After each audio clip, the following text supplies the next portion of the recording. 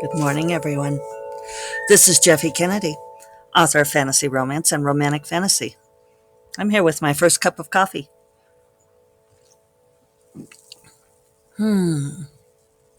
That's good. I did a 24-hour fast yesterday, so I did not have my coffee at all. It's always interesting to break those habits and rhythms and make you treasure them all that much more when you get back to them. Sucking down that coffee today. So I'm going to I should say, today's Thursday, August 5th. And I should do earrings first because I wore these on Tuesday and I forgot to say anything. I can't even remember what all I was going on about. Sagging middles, I think. So, anyway, long time podcast listener watchers, especially watchers, will recognize these as being the companions to the green ones that I had a while back. And I think I mentioned I had two pairs from the same jeweler from a defunct um, store in Tucson. It used to be at La Encantada Mall, but no more. Well, before pandemic, they moved, and then I think they still closed. I don't know. Are they still at the other place, Mom? Maybe we will never know. So anyway, these are much larger than the others. They are sort of folded brass inverted wedges. I don't know if I want to say inverted because that's a judgment, right? A wedge doesn't have to be point up. It's point down, a little bit of slant to the top, a little bit of ripple. They're kind of, I don't know, abstract and funky. And then with an oval in the center of in a sort of a deep blue with teals and stuff. They actually match my nails. I have my themes, certain things I like, colors of the sea. It's amazing I've never lived by the sea as much as I love sea things. I would like to one day. David contends that I wouldn't be able to, that I'm just too much a child of the Rocky Mountain West and I would not like the constant moisture. I feel like I could learn to adapt. I'm still waiting for one of you, my loyal friends and readers, to offer me your beach house. I know, Evergreen. You have suggested your place in Florida, which is close to the beach. I want the actual beach.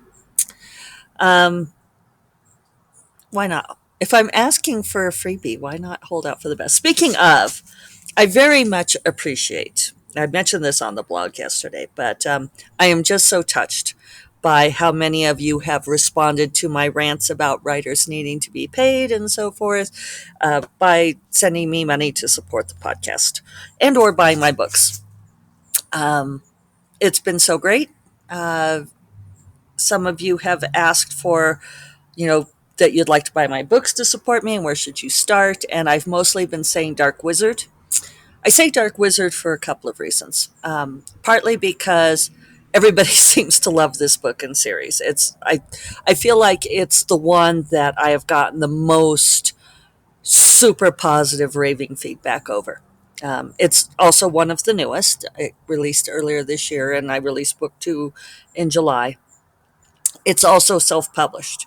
So if you prefer to buy trad for whatever reason, um, I mean, certainly the print is cheaper from trad, then I would go back and start with Orchid Throne, which is my Forgotten Empires trilogy from St. Martin's. If you're an avid print reader, you know, you can read those in mass market paperback print for, I think, like $6, $5. Um, Whereas if you are dying to read print, Dark Familiar is going to set you back like 18, $19. You can get it from me and I'll sign it. Oh, that reminds me, I really need to order some copies. Do you guys mind if I just put this in my to-do list right now? I'll just put it on here, otherwise, because I keep forgetting. This is why I have a to-do list. Order Dark Wizard copies. Here, thank you.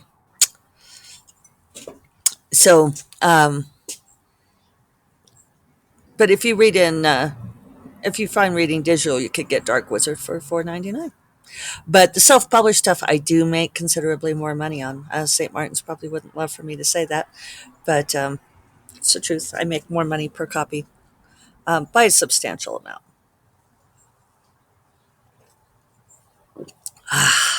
Delicious.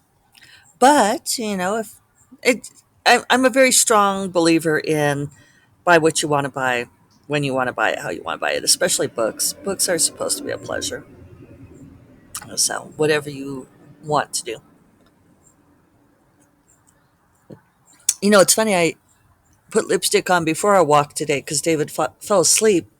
So I was letting him have a little nap time. So I went ahead and put my makeup on, but it didn't really seem to last, did it? It's not smudging on my cup like usual, anyway. Um, yeah. Oh, let's see. So those were the reasons for Dark Wizard, right? Yeah. Yeah, I listed them all. So thank you. I mean, I really do appreciate it. I'm hugely touched uh, by the outpouring of support. I was going to say something else. Oh, I posted yesterday, but the lily pad blossomed.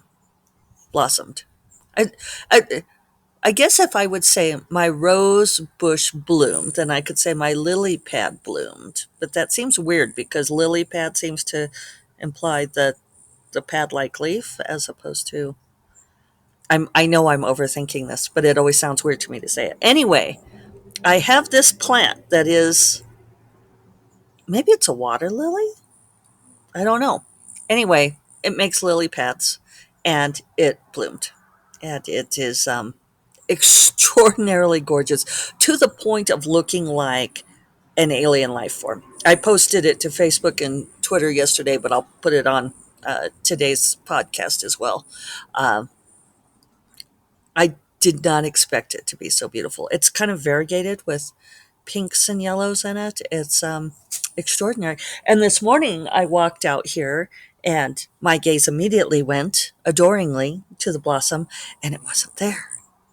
And I was about to throw a holy shit fit because I thought some critter came in here in the night and harvested my beautiful lily blossom. And then I realized, no, it's there, you guys. It closed. It closed for the night. I love flowers that do that. I mean, that's such a cool thing. And I mean, even though I understand phototropism, and I could even explain phototropism to you if you wanted to know about it, I think I just think it's fascinating, because I guess there's a tendency to think of plants as being somewhat inert, which is not true because they do move and change all the time. They just do so slowly enough that we don't really observe the changes. So that's why those slow motion or time elapse things are so fascinating. It would be fun to put time elapse on the lily pad blossom, wouldn't it?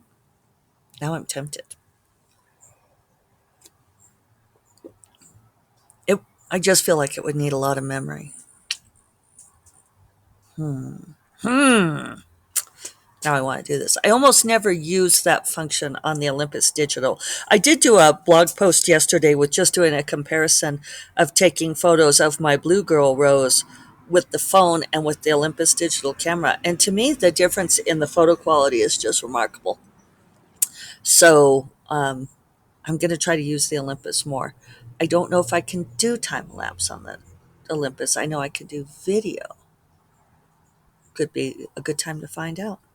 But I know my phone is about out of storage and I need to do something about that.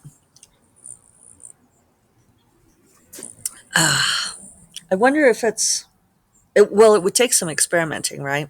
Because I don't know how fast it opens. The sun hasn't hit it yet. As you could see, if you're on video, behind me, the sun is just now starting to tip over the garden wall, and the pond lies low over here. So it'll probably be, I don't know, another hour before the sun actually hits it. And then usually the way phototropism works, now I'm explaining it to you whether you wanted to know or not. Um, that there are light sensitive cells that respond to the direct sunlight that then emit. Um, it's essentially a growth hormone that causes the cells on one side to elongate. So it opens up. Isn't that cool? It's the same thing that turns sunflowers towards the sun. There are several kinds of tropism in plants. You guys are getting the extra bonus botany lesson today. There's also thigmotropism. Thigmotropism is cool because it's what makes a vine. Well, I'm not going to be able to grab it, but you'll see how vines, like they'll sort of be hanging out. Oh, I really want to show you this one because it's a good example. All right, hold on. Okay, this is silly and you probably don't care, but I'm showing you anyway. So see how like this vine is just sort of hanging out here? It's waiting to come into contact with something because when it does, see here? See how it's like winding itself? You see vines do this all the time, right? It's wound itself around this little post of the pot. Well, what happens is when it comes into contact with something, and this is how you can train vines, when it comes into contact with something, the cells that touch the thing respond with a reverse growth hormone, and or they communicate to the cells on the other side. So the ones on the other side grow, and these don't. So it wraps itself around. Isn't that cool? I just think that's so cool.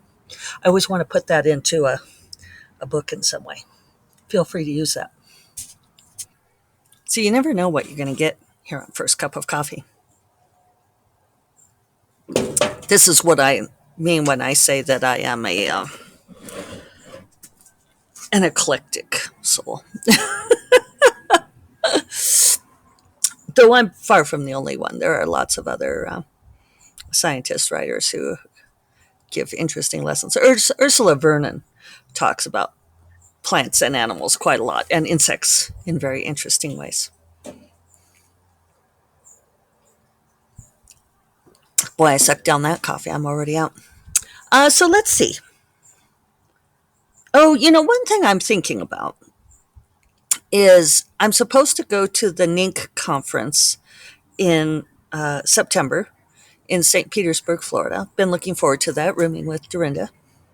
Get to see her in the flesh for the first time in forever. And but there are other people who are pulling out, and I don't quite understand it. People are saying things like, "Oh, well, Florida's a shit show," and Dorinda's been worrying about it. She's like, "Well, do you think we shouldn't go?" And I'm like, "Why? What are you afraid of?" And she said, "Well, I don't know." And like, okay, well, let's identify what we're afraid of here. And she said, well, I guess, COVID's out of control down there and the Delta variant. And I'm like, yeah, but we're vaccinated. And she said, well, I guess that doesn't matter for Delta variant. And I'm like, actually it does. Here we are. This is the science episode today. If you look at the data, yes, people who are vaccinated are having what they call breakthrough cases of COVID. The highest number I've seen in any of the reporting states is like 3.5%, which is, remember how when we got the vaccine, I mean, hopefully you guys all paid attention to this, they were throwing these numbers around like 97% effective. Okay, so if you do the math, 100 minus 97, what does that come out to? It comes out to about 3%. Okay, that means that there is no vaccine that is 100% effective, especially if you go like macking on people who have the disease. So yeah, there's a possibility that you could get the Delta variant of COVID. It's maybe you would get sick. You shouldn't get. It should be far less severe, but when you look at the numbers, it's like 97, 98, 99% of all of the COVID patients in ICU and dying from COVID right now are unvaccinated people. I mean, it's an incredible number. Scientifically, you don't, if you guys have done any science at all, you know that you never get numbers like that. You don't get 97, 98, 99%. Usually you're really happy if you're getting like 90, 91. That's a really significant number. This is hugely significant. The vaccine is incredibly potent. So yeah, I mean, is it safer to stay at home? Sure, sure.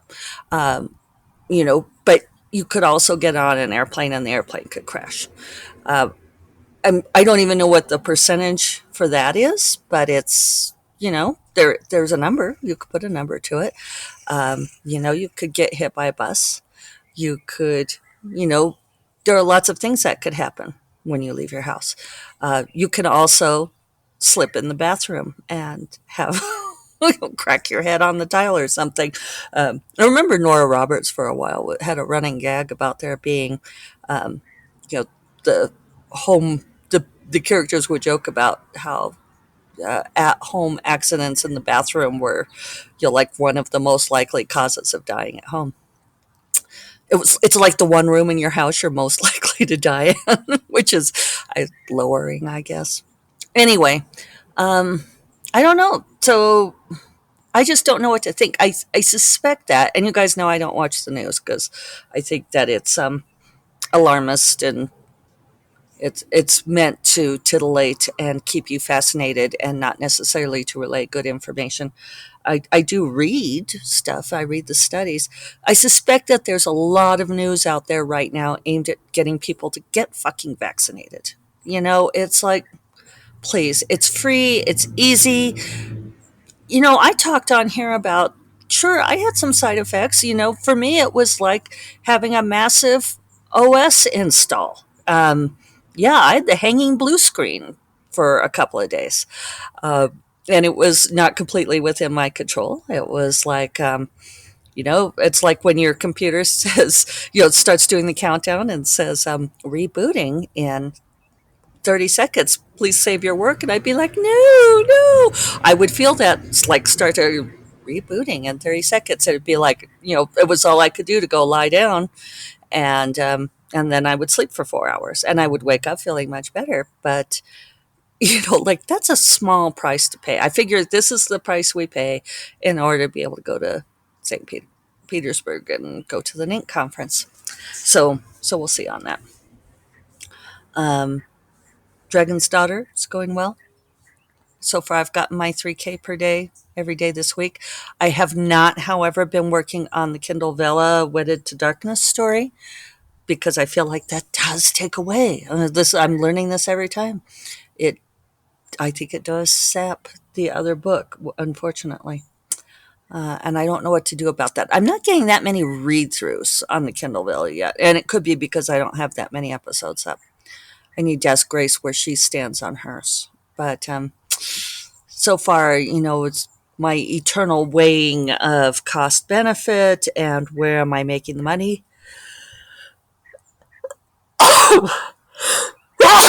There we go. That was an abortive sneeze. Made the chimes ring. Sorry. I should lean away from the microphone when I do that. I apologize. It's what I get for being out in the garden. So, so yeah, I don't know. I have started writing the next episode, so I need to finish that. And